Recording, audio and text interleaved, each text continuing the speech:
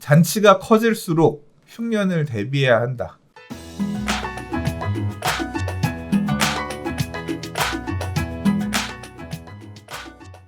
자, 7번째 이야기 들어가 보도록 하겠습니다.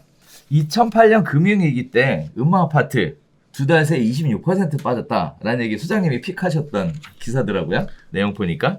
자, 금융위기에 맞먹는 코로나다. 그 1997년 외환위기 오자 이듬해 집값이 12% 빠졌고 건설사도 426곳이 부도났다. 1988년도에는 200만 원 건설 때문에 빠졌고 IMF 1998년도에는 IMF 때문에 빠졌고 2008년도에는 금융위기 때문에 빠졌고 그래서 하우스 푸어라는 신조어가 만들어졌고 그리고 지금 2020년입니다. 네, 자 코로나19가 부동산 시장에 미치는 영향도 과연 이거와 비슷할까? 만약에 빠진다면 기존의 박스권 내에서 조정했던 것처럼 26% 빠지고 그 안에서 조정될까? 뭐 이런 식의 생각들을 참 많이 하시는 것 같은데 이게 아마 한국경제신문 기사일 거예요. 네. 그래서 이제 금융위기 때는 음마아파트 77제곱미터가 10억 2천 가던 게 7억으로 빠졌고 그다음 압구정동 신현대 아파트 전용 85제곱미터가 뭐 15억 몇천 가던 게 11억 8천까지 빠졌다. 그래서 한 26% 이렇게 빠졌다. 그리고 그 이후에는 박스권에서 가격을 오가면서 이렇게 갔다. 그래서 요 정도 가격이 떨어질 수 있다. 뭐 이제 일종의 그 정도 선 되면 한 26% 지금 가격보다 빠지면 한번 관심 있게 보세요. 그 이후부터는 박스권이니까. 뭐 이런 과거를 비추어서 이렇게 가이드를 좀 준 것 같더라고요. 그래서 아 그렇구나. 재밌다. 그래서 이제 기사를 봤는데 지금 뭐 아직 이 정도 빠지는 분위기는 아니잖아요. 아니죠. 네, 코로나 영향 아무튼 뭐 지금 뭐 가격들이 조정받는 모양새이긴 한데 뭐 여러 가지 강력한 부동산 규제책까지 맞물려 있어서 그런 거잖아요. 이제 뭐 상황은 봐야겠습니다만. 그래서 저는 그거 이 기사 딱 보고 나서 그래? 이거 저기 뭐야 압구정 현대아파트 이 가격이야? 그 당장 사야지. 딱 이 생각 바로 들더라고요.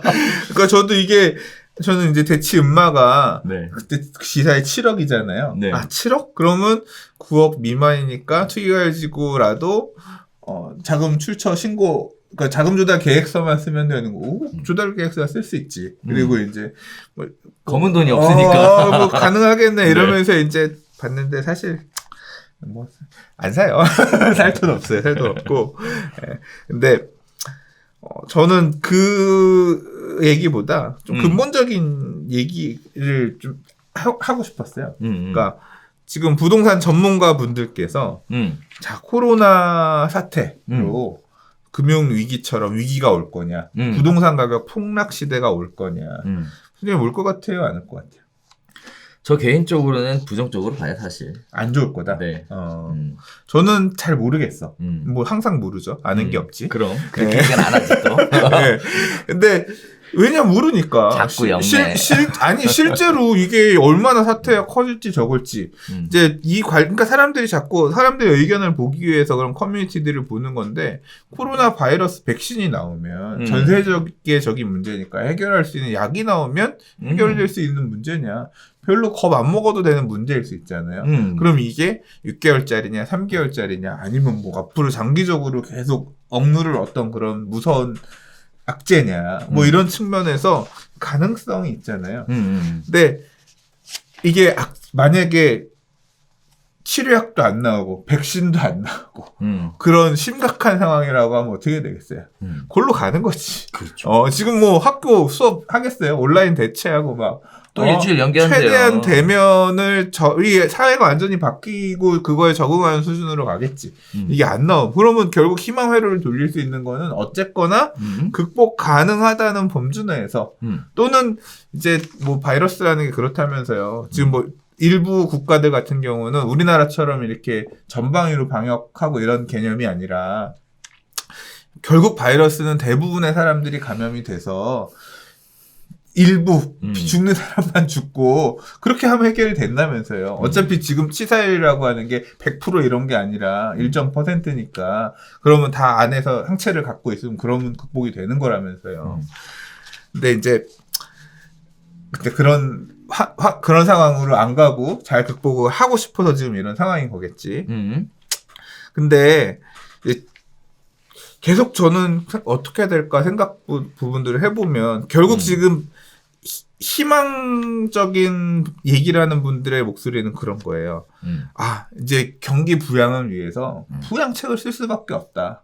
우리나라가 아니라 전 세계적으로. 이제 저금 금리는 0%고 다시 악정화나 또 갈 수도 있다. 그 얘기는 돈이 은해지면 실물 자산의 가격이 올라가는 거고 또다시 부동산 가격에 급등을 가져올 거다. 뭐 이런 주장을 하시는 분도 계세요. 그런 주장을 하시는 분도 계시는데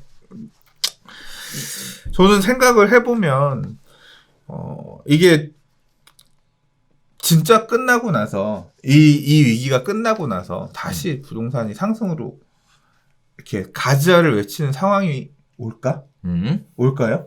만약에 정부가 경기 내수 경기 활성화를 위해서 부동산 규제를 푼다거나 조금 완화한다거나 그런 스탠스를 보일 수 있을까요?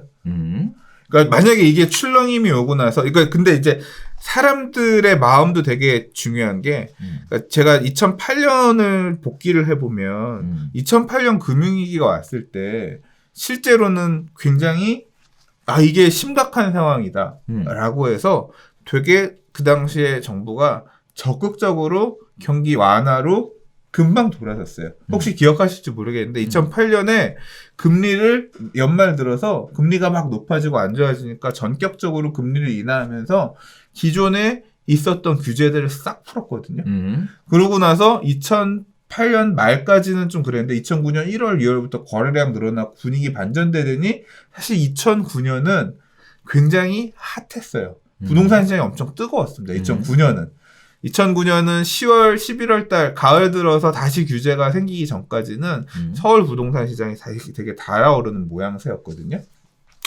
그러니까 경기 부양을 목표로 풀어줬을 때 사람들이 어떤 식으로 생각을 했냐면 위기가 끝났다. 그리고 위기를 극복했다. 부동산 시장은 다시 간다. 가즈아를 되게 외치던 시절이었어요. 근데 아시겠지만 2010년 2011년 이후에 다시 부동산 가격은 굉장히 장기적으로 하향 안정화되는 모양으로 갔잖아요. 네. 그리고 규제를 실제로는 그렇게 풀지도 않았습니다. 부동산 가격 불안을 이유로 인해서 금융 규제, 예를 들자면 LTV, DTI 규제들 이런 것들 빡세게 계속 정부가 했었거든요. 그 시절에. 그러니까 제가 이 장세 이후에 어떻게 될 건지는 저도 모르겠지만 이제 약간 우려스러운 부분은 사람들의 반응인데요. 지금은 사람들이 되게 긴장해 있습니다. 부동산을 사지 말아야지. 또는 이제 지금 그러니까 다주택자분들이 주택을 더 공격적으로 더 사야지 이런 부분에선 이미 멈칫해 있는 분들도 많이 계시겠지만 또는 이제 갭 투자한다고 막 다니는 분들도 계시겠죠. 근데 그러다가 당장 막 주가 뭐 10몇 % 빠지고 지금 경제위기 얘기 나오면서 이제 조정 대상 지역 비규제 지역 가가지고 갭 투자 짤짤이 하시려고 맘먹으셨던 분들 중에서도 후회하신 분들 계실 거예요. 내가 왜 거제도에 가서 분양권을 사놨지? 내가 여기 가서 살 일도 전혀 없는데. 근데 이런 거 생기면 그거 빨리 당장 안 남아도 그냥 무조건 팔아야지 이런 마음으로 바뀌셨을 거예요. 근데 이게 해소되는 국면으로 가고 시장이 살아나는 국면으로 가는 모습이 보이면 우리를 짓눌렀던 악재가 해결이 되면서 다시 가즈아의 시절이 오는 거야. 이 부양책에 힘입어서 다시 막 잘 될 거야. 이제 이런 생각들을 가시면서 공격적으로 나서시는 분들이 되게 계실 수 있거든요. 근데 2009년 이후에도 2009년에 그렇게 쫙 시장이 풀렸다가 실제로 11년 이후부터는 되게 죽었던 사례가 있어요. 그러니까 저는 이번 텀에도 그런 게 재현될 수도 있다고 생각해요. 그러니까 이번 코로나 바이러스 사태가 잘 해결이 돼. 해결 국면이 되고 닫혀있던 심리도 풀리면서 다시 가즈아를 외치는 이런 상황이 오잖아요. 여러분 가즈아를 외치면 또 가격이 올라가겠죠. 특히 풍선 효과 얘기 나오는 지역들은 가격이 더 올라갈 수도 있겠죠. 왜냐하면 막 이렇게 억누르고 뭔가 공포가 있었는데 공포가 해결이 되면서 이제 우리를 막을 건 없어. 이제 이런 분위기가 되는 거잖아. 근데 그 이슈만으로 시장이 가는 건 아니기 때문에 너무 낙관만은 하시지 않았으면 좋겠어요. 그 이후에 더 큰 게 있을 수도 있거든요. 최근에 읽었던 기사 중에 읽었던 글 중에서 제가 되게 마음에 담게 된 되게 마음에 들었던 제목 그러니까 그 문자가 있는데요. 문구가 있는데요. 궁금하네. 이거예요. 찾았어요? 잔치가 커질수록 흉년을 대비해야 한다. 잔치가 커질수록 흉년을 대비해야 된다. 많이 먹었잖아요. 사실 이번 상승장에서 난 진짜 가격이 많이 올라서 많이 먹긴 했는데 조금 대비를 해가면서 이미 사실 대비를 해가면서 우리가 예상하지 못한 그런 게 올 수 있기 때문에 조금 보수적인 포지션을 만약에 이 코로나 위기가 잘 극복된다고 하더라도 경기 부양을 위해서 막 돈을 쏟고 푼다고 하더라도 조금 한번 이번 기회를 빌어서 주변 자산들 이런 것들 한번 좀 어떤 급격한 변화에 따라서 내가 너무 이렇게 흔들릴 수 있는 그런 리스크가 있지 않나. 리스크 관리들 좀 돌아보시는 그런 어떤 계기로 삼아야 되지 않겠냐 생각을 해봤습니다. 그래서 그 부동산 스터디에 엄청 들어가서 다른 사람은 어떻게 생각하나 본 것 같은데 저는 개인적으로는 그런 생각이 있어요. 결국 키는 백신이잖아요. 백신이 언제 나올 것이냐, 얼마나 빠르게 사람들한테 퍼져나갈 것이냐, 뭐 이런 두 가지가 서로 상충하는 것 같은데 제가 그냥 알고 있는 제 개인적인 지식으로는 정확하지 않을 수 있습니다. 네, 백신이라는 것 자체를 개발하는 게 짧은 시간 안에 되는 게 아니라고 저는 알고 있어요. 예전에 그 빈민가의 유행병 채취 관련돼서 빌 게이츠가 활동했었던 그런 기록들을 보면 백신을 만들어서 배포하는 데까지 걸리는 기간을 5년 받더라고요. 다시 얘기하면 굉장히 오랜 기간 걸릴 것으로 예상을 하고 있고요. 전 또 쇼크 받았던 게 뭐냐면 그 메르켈 총리가 독일에서 처음으로 코로나 관련된 공식 발언을 할 때 뭐라고 했냐면 선생님 얘기하셨던 것처럼 70%가 걸릴 것이다. 현재 의학은 그것이 빠르게 진행되는 것, 속도를 늦출 뿐이다. 라는 얘기를 또 했고요. 거기에 따라서 지금 현재 그냥 뭐 부동산 시장 자체의 영향보다는 일단은 경제적으로 경제에 대한 영향이 굉장히 클 것 같다라는 생각을 들고요. 또 한편으로는 자, 지금 보면 이렇게 긴장하고 뭐 이렇게 다들 위축되고 이런 상황인데 부동산 관련된 규제에 대한 쪼이는 스탠스는 안 풀고 있어요, 지금. 안 풀겠죠. 계속 쪼이고 있거든요.